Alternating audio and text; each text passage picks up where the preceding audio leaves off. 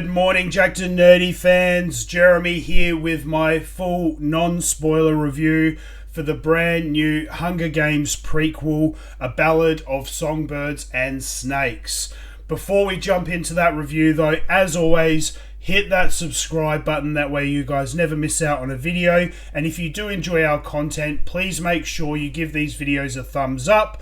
It helps our channel immensely. And also, if you do like this Lift Weights Eat Steaks t-shirt, it is now available on our apparel store. The link is in the description of this video as well. So, with that out of the way, let's jump into it. The Hunger Games franchise series, I have to admit, I really didn't mind it. I thought the first one was a little bit but the following movies I thought were really quite good. I especially enjoyed the whole idea of the Hunger Games themselves and this battle to the death and everything. I just find that really interesting and appealing. The original movies I really didn't mind. I thought they did a pretty decent job with.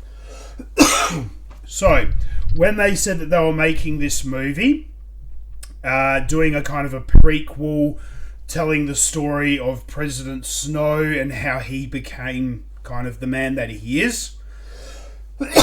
Sorry. I thought that was really, really interesting because I loved Donald Sutherland in the original movies. I thought he was really, really good as President Snow. He was really menacing, really quite evil, and I really enjoyed his character. So kind of getting to know that character a bit more and finding out his backstory was really appealing. The trailers, I thought they did a reasonable job with the marketing. They didn't give too much away, but gave you just enough to kind of pique your interest and what have you. So going into this movie, I really didn't have much in the way of expectations, which I think is a good thing. And look, I have to say, on the whole, I did quite enjoy this movie. It is long. It is 2.5 hours. I wasn't expecting it to be as long as it was.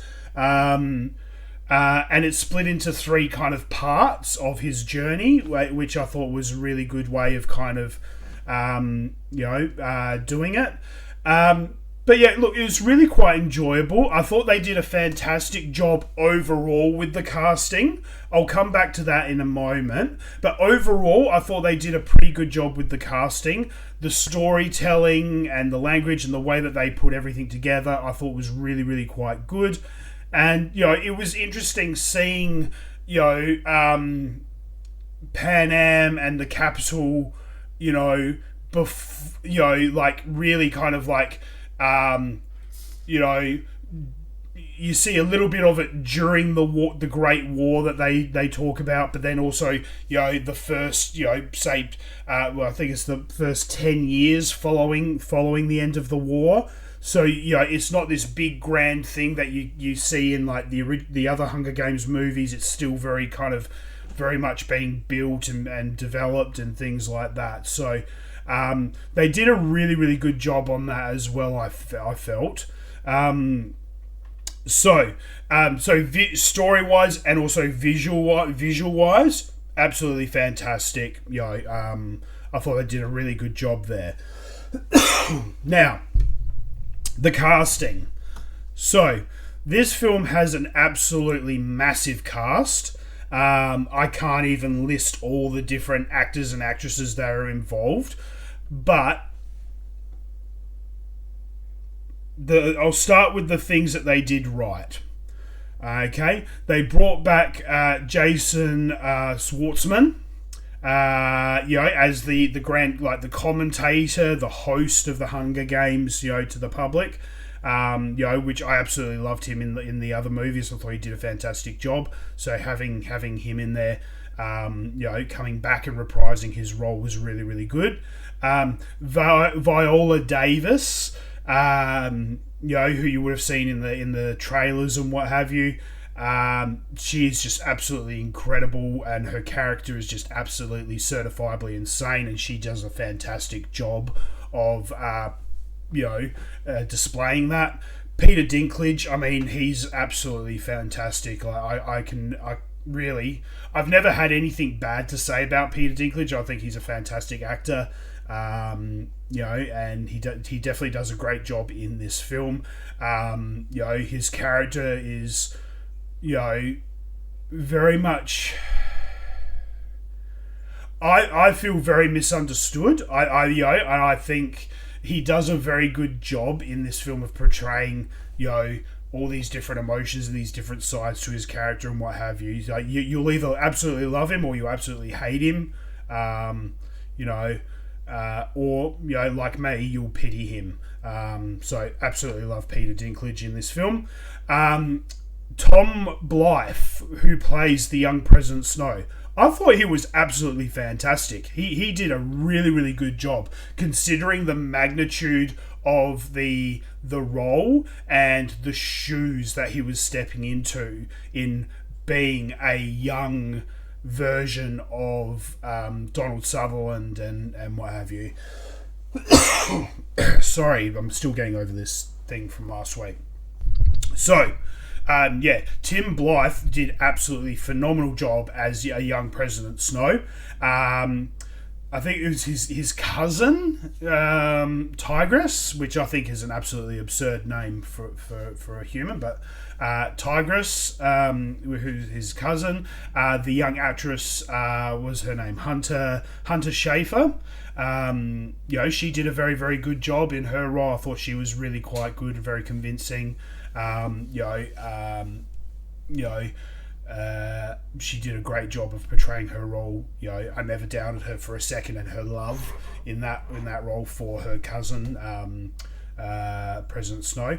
The biggest issue I had was with the female lead, Rachel Zegler, however you want to pronounce it. So, if this movie had come out 3 months ago, before she completely railroaded her career with her red carpet antics and wokeism, feminist rhetoric and what have you, I don't think it would have been as bigger of an issue. I still would have had some issues with the character. So, okay, let me separate this first. There's the character and then there's the actress. The character that she plays, Lucy Gray Baird, which I think there are kind of connotations that she may be the mother or grandmother of Katniss Everdeen, but they never kind of officially said anything. The character itself is very contradicting of herself. She's very, 1 minute she's, I'm raging against the machine. I'm tough. Screw you, establishment. 1 minute she's doing that, and then the very next scene she's cowering, saying, oh, big strong man, if you don't help me, then I'm going to die. It's like, look, you can't be, I'm big, tough, strong and independent, but oh no, I'm weak and defenseless and need rescuing at the same time. I'm sorry, pick one or the other. So I found the character itself, and the way that it was written and what have you, to be very hypocritical. That's the word I was looking for. Very hypocritical, and very wishy-washy. And I found that to be quite frustrating and annoying. Either have a strong female lead or don't. That's just my opinion. Don't have a female lead who 1 minute wants to be strong and independent, but then in the next breath is begging for help and rescuing and what have you. Now, Rachel Zegler herself, as I said a few moments ago, if this film had come out 2 to 3 months ago, before she completely railroaded her career, I wouldn't have given it another thought. But because this movie, has now come out post her antics, the whole time I was sitting there in the cinema watching her on screen, I was drawing parallels between her and her character. Sorry. And I found myself at times quite despising the casting choice and the character and her being in it and what have you. And also, again, I find it very, very hypocritical of her as an actress, taking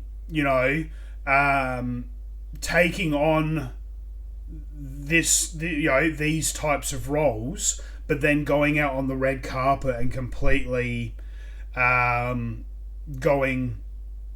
woke feminist and shitting on these characters that people have created, fictional characters that these people have created for the purposes of telling stories, and shitting all over them just because of her own personal bullshit opinions, which I can guarantee you were spoon-fed to her, and they're not actually her own opinions and thoughts. So for her to come out and say, women are strong, men are shit, and yet she plays a role where she's constantly begging, President Snow for his help and for him to rescue her, and that she won't survive the night kind of thing. I find that to be very, very hypocritical. And then, for her to then come out and say, Snow White, it was at Prince Charming's a stalker and Snow White doesn't need anyone, and just basically shitting all over another person's art is not right. So as far as I'm concerned, Disney themselves have put that movie on hold because of her antics, and they're reviewing their stance on it. Me personally, I think she's basically committed career suicide, and rightfully so. I personally, if I was in management at any of these studios, purely because of the way that she conducted herself in public on the red carpet and completely bashed, the studios and artists and things like that, I wouldn't employ her at all ever. So that's just my opinion. Anyway, so sorry to get off on a bit of a tangent there, but look, getting back to the movie itself, like I said, I actually very much enjoyed this film. I thought it was quite good. I dare say it was even better than I was expecting. I wish they did spend a little bit more time on the Hunger Games themselves, because as I said, I find that part really, really interesting, and I like to see the whole war games, kind of thing, the battle to the death, so to speak. But then that's just me being a male and enjoying those types of things. But also I liked the political intrigue and the political side of it, and the kind of the reasoning behind the Hunger Games and why people did what they did and what have you. So all in all, like I said, very, very enjoyable film. I would definitely encourage everyone to go out and check it out. Make your own opinion. Hit me up in the comment section below. Let me know your thoughts on this movie. Did you enjoy the original franchise? I know a lot of people had mixed feelings about it. Some people loved it, some people hated it. As I said, I enjoyed it for the most part. I wasn't a huge fan of the very first movie, but at the second movie onwards, I thought they got better. I might go back and rewatch the first movie again because I haven't watched it since it very first came out. So my opinion might have changed. But hit me up in the comment section below. Let me know your thoughts on the Hunger Games franchise. And make sure you hit that subscribe button, guys. We've got heaps more content coming out over the next few weeks before the end of the year. So hit that subscribe button so you guys don't miss out on a video. give these videos a thumbs up. And as I said, if you do like this Lift Weights, Eat Steaks tee, it is now available on our apparel store. Link is in the description. Feel free to head on over and check it out. Until next time, guys, stay jacked and stay nerdy.